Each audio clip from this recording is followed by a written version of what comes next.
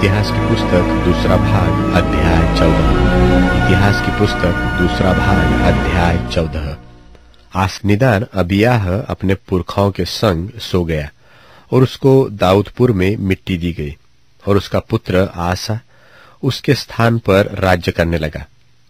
इसके दिनों में 10 वर्ष तक देश में चैन रहा और आसा ने वही किया जो उसके परमेश्वर यहोवा की दृष्टि में अच्छा और ठीक था।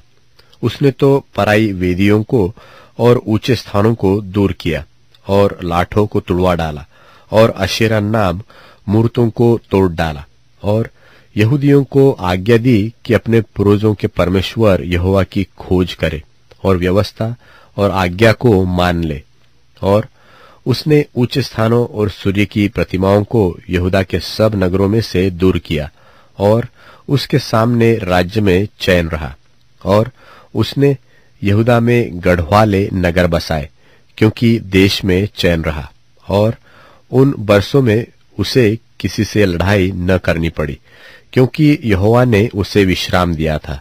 उसने यहूदियों से कहा, आओ हम इन नगरों को बसाए और उनके चारों ओर शहर पनाह गढ़ और फाटकों के पल्ले और बेड़े बनाए।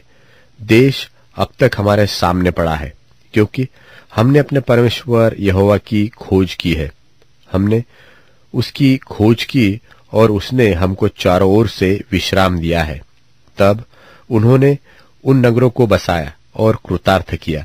फिर आसा के पास ढाल और बर्छी रखने वालों की एक सेना थी, अर्थात यहूदा में से तो 3 लाख पुरुष और बिन्यामीनी में से फरी रखने वाले और धनुर्धारी 2,80,000 ये सब शूरवीर थे।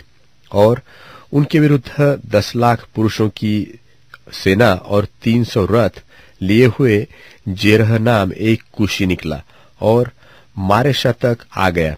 तब आसा उसका सामना करने को चला और मारेशा के निकट साप्ता नाम तराई में युद्ध की पांति बांधी गई।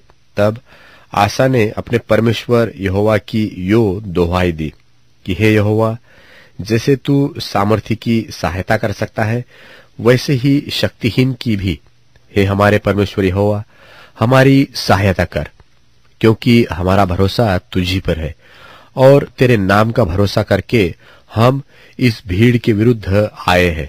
हे यहोवा, तू हमारा परमेश्वर है, मनुष्य तुझ पर प्रबल न होने पाएगा।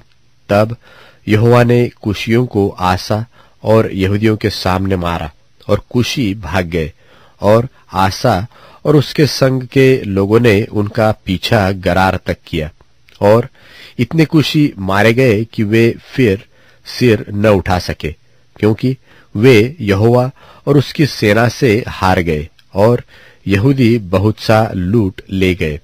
और उन्होंने गरार के आसपास के सब नगरों को मार लिया क्योंकि यहोवा का भय उनके रहने वालों के मन में समा गया और उन्होंने उन नगरों को लूट लिया क्योंकि उनमें बहुत सा धन था। फिर पशुशालाओं को जीतकर बहुत सी भेड़ बकरियां और ऊंट लूटकर यरूशलेम को लौटे। ऊंट